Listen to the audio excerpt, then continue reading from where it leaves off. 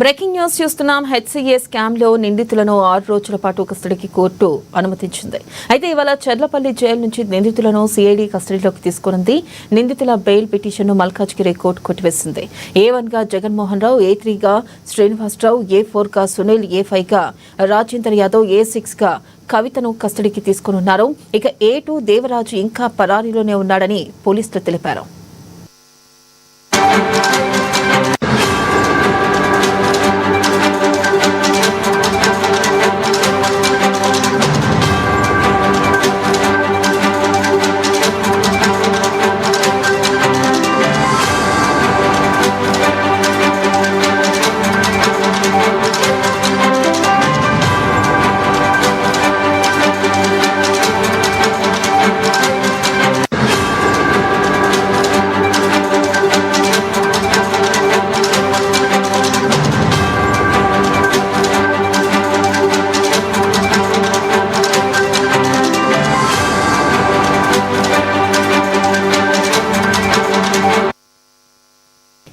ఇక నిందితులను కస్టడీకి అనుమతిస్తూనే హైదరాబాద్ క్రికెట్ అసోసియేషన్ పై హైకోర్టు అసహనం వ్యక్తం చేసింది.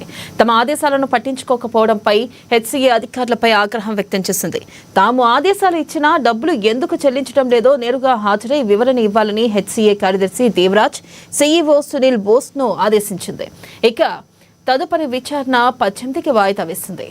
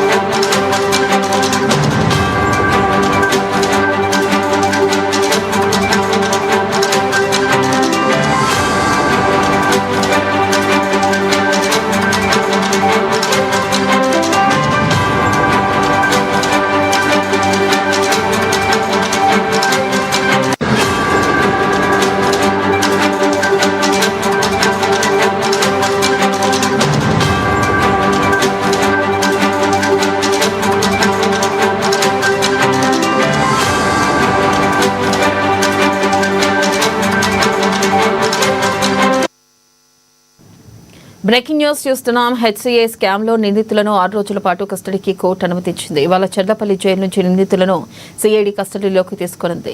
నిందితుల బెయిల్ పిటిషన్ను మల్కాజ్గిరి కోర్టు కొట్టివేసింది. A1 గా జగన్మోహన్ రావు, A3 గా శ్రీనివాసరావు, A4 గా సునీల్, A5 రాజేంద్ర యాదవ్, ఇక A6 కవితను కస్టడీలోకి తీసుకున్నారు.